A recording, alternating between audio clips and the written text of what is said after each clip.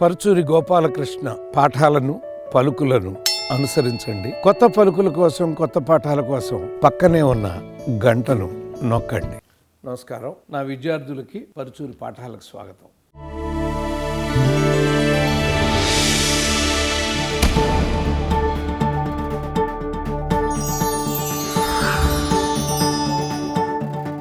చాలామంది పిల్లలు నరసింహుడు 11th hour చెప్పండి, నరసింహుడు 11th అవర్ చెప్పండి అని అడుగుతున్నారు. ఎలా అయితే పల్నాటి బ్రహ్మనాయుడు ముందు కథ సింహాద్రో, అలా ఈ నరసింహుడు కూడా విచిత్రంగా విజయేంద్ర ప్రసాద్ గారిది వేరే కథ ముందు కథ అండి. ఆ కథకి 15 రోజులకు సరిపడా నేను డైలాగులు కూడా రాసేసి నేను అమెరికా దేశానికి వెళ్ళానండి. అమెరికా నుంచి తిరిగి వచ్చేసరికి సింహాద్రి పల్నాటి బ్రహ్మనాయుడు ఎలా అయిపోయిందో విజయేంద్ర ప్రసాద్ గారి కథ రవి కథ అయిపోయింది, సాయి కుమార్ తమ్ముడు రవి కథ అయిపోయింది. నేను రాగానే గోపాలు ఏమయ్యా షెడ్యూల్ అయిపోయిందంటే లేదండి కథ మారింది. కథ మారటం అంటే బాగుంది కదా అన్న నేను. అంటే అంతకంటే మంచి కథ దొరికిందండి అని చూపించాను. ఆ రోజు దొరికి చూడగానే ఫస్ట్ క్వశ్చన్ నేను వేసింది ఏంటంటే, ఆడపిల్ల కాబట్టి ఇంత భయంకరమైన విలల్ని ఈ అమ్మాయిని ఏం చేస్తారో అని భయంతో నడిచినట్టుందయ్యా. మరి ఇది మన తారక్ మీదకి తీసుకొస్తే ఇవాళ తారక్ ఆది చేశాడు, సింహాద్రి చేశాడు, అక్కడ ఉన్నాడు, అతని మీద భయం అనేది ఉండదు కదా అంటే లేదు లేదు ఎలిమెంట్ ఆఫ్ ఇంట్రెస్ట్ బాగుందండి అని అన్నారు. సరే మీ ఇష్టం అని కూర్చున్నామండి. అయితే దీంట్లో కూడా 11th అవర్ మాట్లాడలేదని అనుకోవద్దండి, మాట్లాడాం. ఫస్ట్ మాట్లాడింది ఏంటంటే, ఫ్లాష్ బ్యాక్ స్టార్ట్ అవ్వగానే అమీషా పటేలు తారక్ మధ్య లవ్ స్టోరీ దగ్గర దగ్గర ఆ విలేజ్ స్టోరీ రన్ అవుతూ ఉంటుందండి. అన్నాను అండి ఎందుకు చంపుదాం అనుకున్నాడు అని ఆడిటోరియం వెయిట్ చేస్తా అండి. We have prepared the auditorium. ఎందుకని మోగవాడు కాదు మాట్లాడాడు అని అలా నరసింహుడు అని ఇలా పెట్టి వేయగానే భయంకరమైన కథ ఊహించుకుని వస్తారు. సడన్గా మనం ఈ లవ్ స్టోరీని చెప్తున్నామండి అంటే చెంగ వెంకటరావు ఏమనుకుంటున్నారు, ఎంత డబ్బు పెట్టి తెచ్చామో తెలుసా, అమీషా పటేల్ కోసం చూస్తారండి. నిజమేనండి, అమీషా పటేల్ గారు చాలా అందమైన ఆవిడతో ప్రేమ కదా, కానీ ఇక్కడ కాదు, ఇక్కడ ఇలా ఆపకూడదు అంటే వినలేదండి. మీరు చూడండి, అసలు మామూలు ఇంట్రడక్షన్ కాదండి తారక్ది. పవిత్రాణాయ సాధునామ భగవద్గీత శ్లోకం పసిబిడ్డతో చదివించి దాని అర్థం ఏంటి అంటే ఇంట్రడ్యూస్ చేసామండి పాత్రని. అంటే ఆకాశంలో ఇంట్రడ్యూస్ అయింది పాత్ర, మామూలుగా ఇంట్రడ్యూస్ అవ్వాలి తారక పాత్ర. అలా ఇంట్రడ్యూస్ అయినాడు చెరుక్కుండా వెళ్ళిపోతాడని కోరుకుంటారండి. అలా జరగకుండా ఎవరినో చంపుతున్నాడు. మళ్ళీ రెండో ఫండమెంటల్ పాయింట్ నేను మా అన్నయ్య దగ్గర నేర్చుకున్నానని, సెంటిమెంటు సస్పెన్సు ఒక వరలో ఎమడవు. వీళ్ళని అతను ఎందుకు చంపుతున్నాడో అర్థం కావట్లేదు. మంత్రి చచ్చిపోయాడు, జీవి గారి పాత్ర చచ్చిపోయింది, జేడీ అని ఆయన కొడుకు పాత్ర 3 పాత్రలు చచ్చిపోయినాయి. అప్పుడు కూడా ఫ్లాష్ బ్యాక్ తెలియలేదు, ఎందుకు చంపుతున్నాడో తెలియలేదు. ఫ్లాష్ బ్యాక్ స్టార్ట్ అయినా కూడా దాదాపు గంట దాకా తెలియదు. మరి ఎలా ఇన్వాల్వ్మెంట్ వస్తుంది ప్రేక్షకుడికి? రాదు. ఆ తప్పు ఆ సినిమాలో జరిగిపోయిందండి. ఎందుకంటే సస్పెన్సు సెంటిమెంటు అది కూడా చెప్పడం జరిగిందండి. అయ్యో ముందే అంటే దుర్గిలో అలా చేశాడు కాబట్టి అదే ఫాలో అవుతున్నారు. ఇప్పుడు మీకు ఇంతకుముందు వాన ఒకటి చెప్పాను నేను. వాన అనేది 75 వారాలు ఆడింది అక్కడ. కర్ణాటకలో 75 వారాలు ఆడింది కాబట్టి మనం మారవద్దు అని చెప్పి అలాగే తీస్తే ఇక్కడ చూడాల.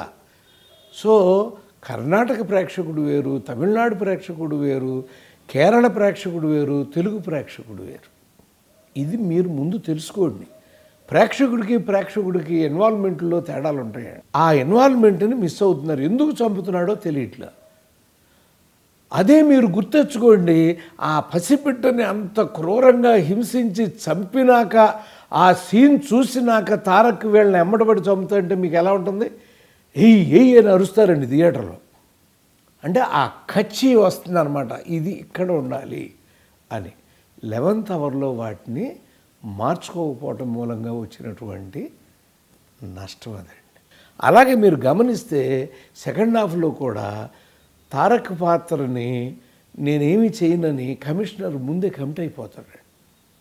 ఏ కమిషనర్ ఇతన్ని జైలుకు పంపిస్తాడు ఉరికమ్మ ఎక్కిస్తాడని భయపడుతున్నామో ఆయన పాజిటివ్గా మారేసరికి ఎలిమెంట్ ఆఫ్ ఇంట్రెస్ట్ పోయింది. అలాగే మళ్ళీ ఆ విలన్స్ ఇద్దరు కూడా ఇద్దరు విలన్స్ ఉంటారండి, జేడీ ఒకడు పోతురాజు అని ఒకడు. ఫ్లాష్ బ్యాక్ అయి రాగానే ఈ హీరోని ఎలా చంపుతారు వీళ్ళు ప్లాన్ చేస్తారంటే అప్పటికి ఇంకా హీరోనే వీళ్ళిద్దరు తమ్ముడిని కొడుకుని చంపారని తెలియక వాళ్ళు చంపుకుందామని రైల్వే ట్రాక్ దగ్గర అడ్డపడి వేరే ఎపిసోడ్ వస్తుందండి.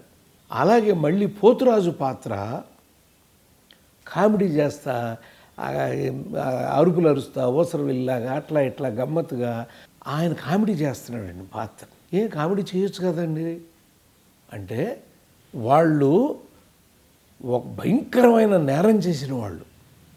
వేట దెబ్బతిన్నామండి మేము నూతన్ ప్రసాద్ కామెడీ వల్ల. ఇక్కడ కూడా ఈయన కమెడియన్ లాగా ఉండకూడదని. ఎందుకని ఆదిసింహాద్రి చేసిన హీరో ఈ అని ఇట్టి మాట్లాడే కామెడీని ఎదుర్కొంటాడని మీకు ఇన్వాల్వ్మెంట్ రాదండి.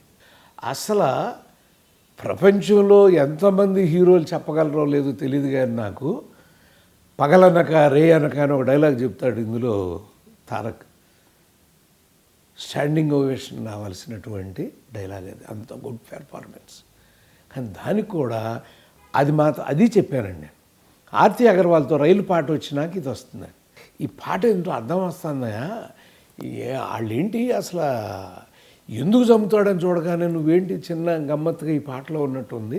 దీని బదులు ఒక పాడి పంటలాగా నా జన్మభూమి అదేదో జన్మభూమిలాగా ఆ పాడి పంటల్లో రైతు అతని కష్టం ఎలా కుప్పనూరుస్తాడు ఎలా ధాన్యం అదంతా ఒక పాటలాగా అద్భుతంగా నువ్వు ఒక రైతు గెటప్లో కనపడి అదంతా చేసి ఆ బస్తాలన్నీ బళ్ళకేసి వచ్చి ఇక్కడ ఆ బస్తాలు కానీ కాజేస్తే పగలనక రే అనక అని చెప్తే ఇంకా గొప్ప అప్లాజ్ వస్తుంది అని.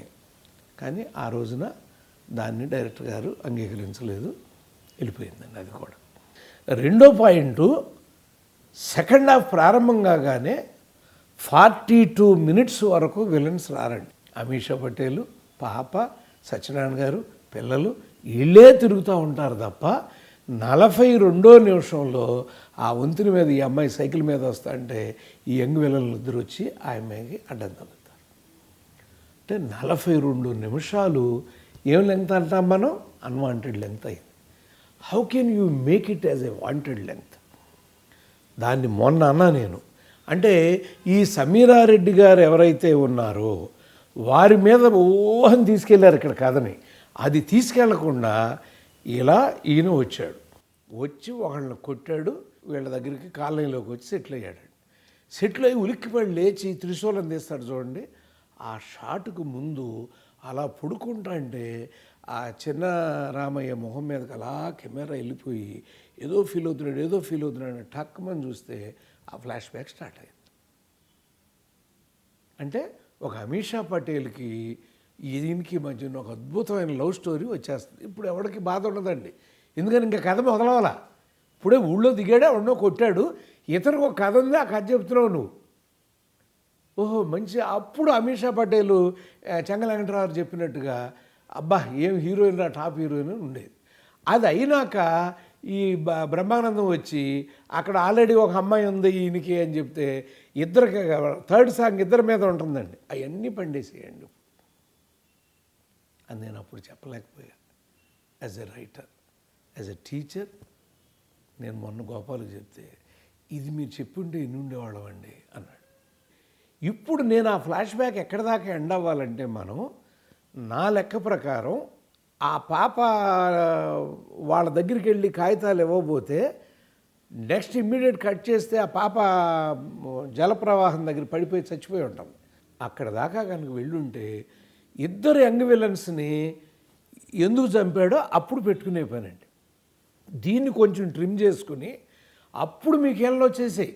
ఎందుకని అంత దారుణమైన దాంట్లో నెక్స్ట్ ఎపిసోడ్లో ఏమొస్తుందంటేనండి, అలా మానభంగానికి గురైపోయిన పసిబిడ్డని ఈ పోతురాజు జేడి ఎంత క్రూరంగా ముసలాయన చంపారు ఆ కథ ఉంటుంది. సో వీళ్ళిద్దరిని చంపేశాడు కదా, ఇంకా చంపాల్సిన అవసరం ఏముందనుకుంటే వాళ్ళిద్దరూ కూడా నేరం చేశారు.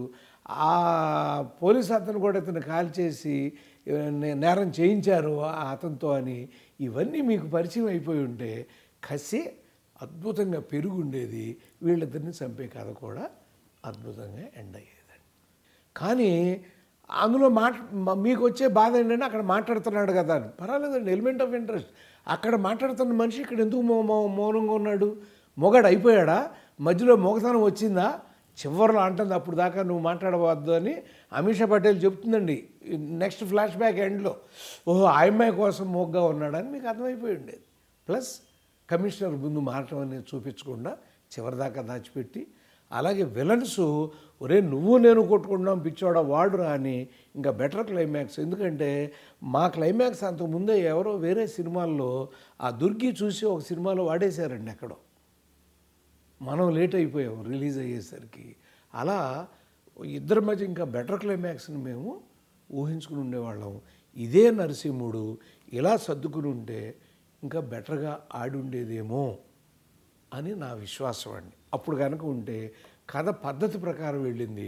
పైగా ఆ రోజున అసలు మీకు ఒక మాట మాత్రం చెప్పాలండి తారక్ పెర్ఫార్మెన్స్ గురించి.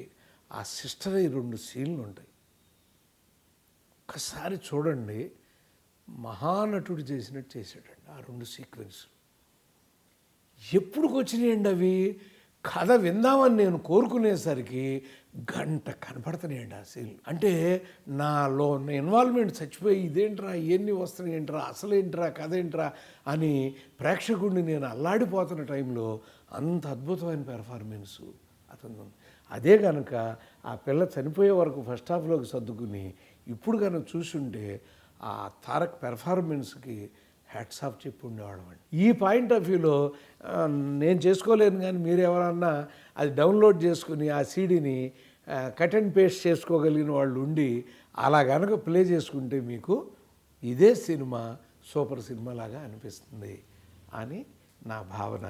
ఇవన్నిటితో పాటు మా మైండ్లో అప్పుడు సరిగ్గా పనిచేయకపోవడానికి కూడా ఒక కారణం ఏంటంటే పైటాల రవి గారు సడన్గా ఆయన మీద అటాక్ జరిగి, అది మా షూటింగ్ జరుగుతున్నప్పుడు జరిగిందండి. ఆయన శ్రీరాములయ్య రాసి ఉన్నాం మేము. ఆయన అంటే చాలా ప్రేమ.